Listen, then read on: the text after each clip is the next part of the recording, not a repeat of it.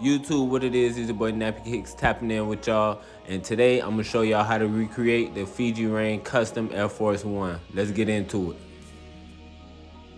So the first thing that you want to do is remove the laces and sit those in the box, so you don't get paint on them, they don't get damaged, or you don't get them missing.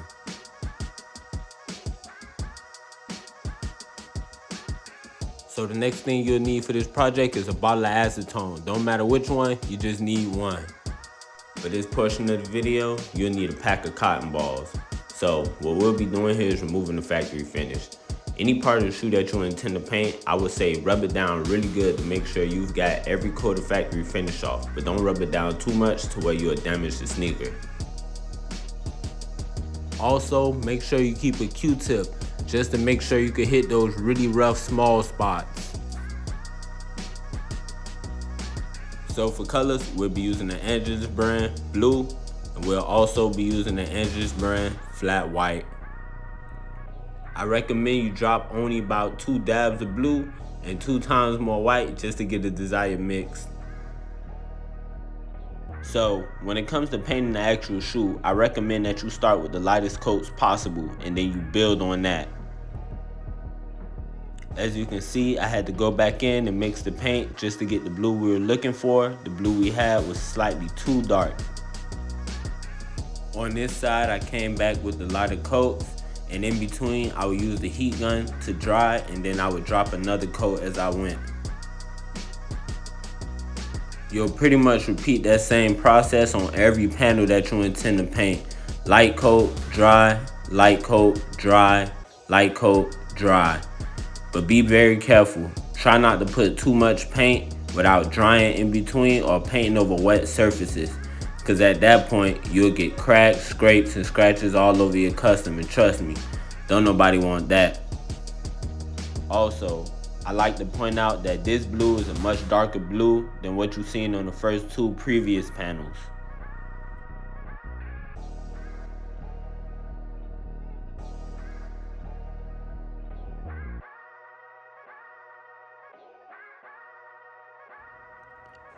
So this piece here is called the step drill bit. Exactly where you see the torn leather is exactly where I stopped drilling, slightly above the 3/8. Always make sure you drill just enough so the rope laces could fit inside of the hole. After you've drilled and painted your shoe, I suggest you use matte acrylic finisher to seal in your paint job. For this portion of the video, we'll be using the Ravenox rope lace. And when you get these, they'll usually come with a piece of rubber at the end, so you'll want to cut that. And once you cut off the rubber, what you'll actually want to do is try to cut the tip of your screen at a diagonal angle.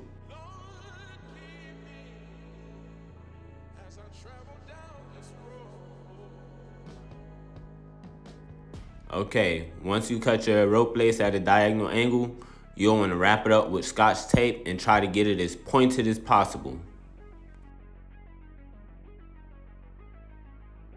The best technique that I found for getting the laces in is basically the pull and twist technique. You'll pull the rope laces in from one side and you'll twist it. And as you twist, you'll pull. And as you can see, the laces will go in, in, in. Easy, right?